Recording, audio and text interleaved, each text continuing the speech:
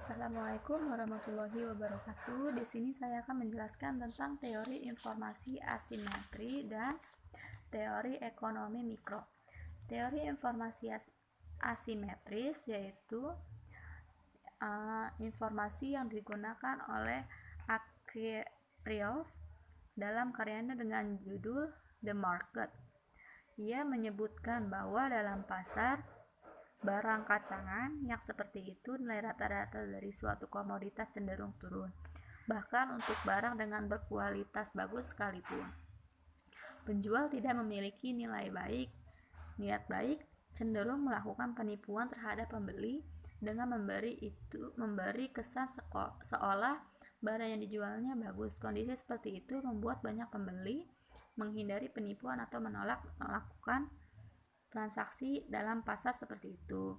Akibat hal tersebut, penjual yang benar-benar menjual barang dengan kualitas bagus menjadi tidak laku karena hanya dinilai murah oleh pembeli, hingga akhirnya pasar justru dipenuhi oleh barang-barang dengan kualitas buruk.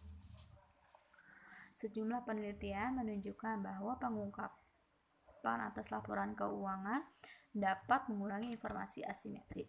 Informasi asimetri mempelajari mengenai penerbit saham dengan informasi asimetri mulai berbagai waktu perusahaan yang memiliki informasi kurang baik atas aset mereka akan diinformasikan secepatnya karena hal itu dapat merugikan perusahaan untuk menunda pemberitahuan informasi tersebut. Informasi asimetri terjadi karena adanya perbedaan kepentingan antara manajemen dengan pemilik modal. Informasi asimetri adalah di mana manajemen sebagai pihak yang lebih menguasai informasi dibandingkan investor atau kreditor. Kondisi informasi asimetri sangat mempengaruhi cost of equity karena apabila pihak eksternal perusahaan seperti investor dan kreditor tidak memiliki cukup informasi terkait perusahaan, maka akan timbul keraguan bagi pihak eksternal tersebut untuk menanamkan atau meminjamkan dananya terhadap perusahaan yang akhirnya nanti akan mengurangi modal yang didapat perusahaan.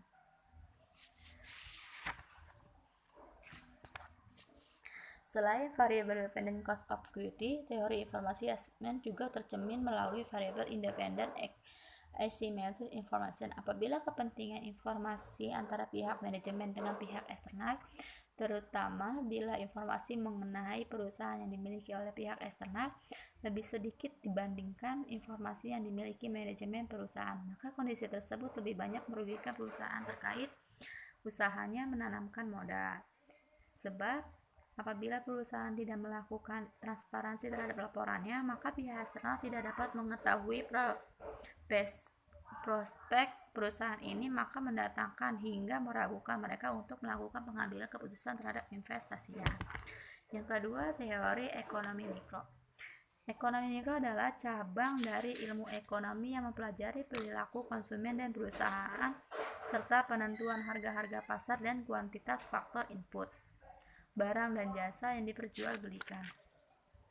Ekonomi mikro mempelajari bagaimana perilaku tiap-tiap individu dalam setiap unit ekonomi yang dapat berperan sebagai konsumen, pekerja, investor, pemilik tanah, ataupun perilaku yang sebuah industri.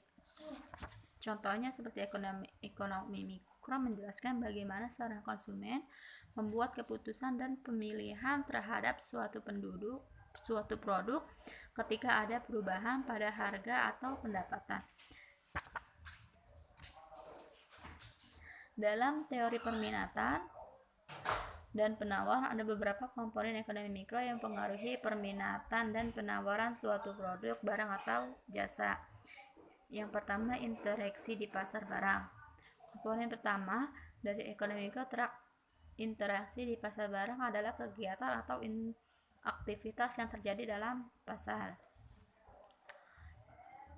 Inilah yang bisa dihasilkan sebuah harga keseimbangan dalam pasar. Adanya teori ekonomi mikro dapat mengetahui dan menganalisis permasalahan yang ada dalam interaksi pasar tersebut.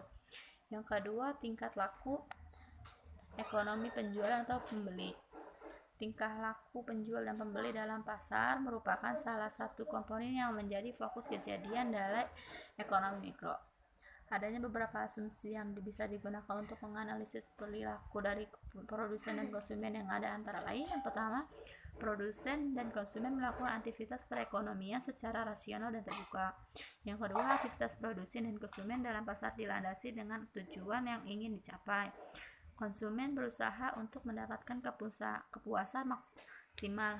Begitu juga dengan produsen yang menginginkan keuntungan maksimal.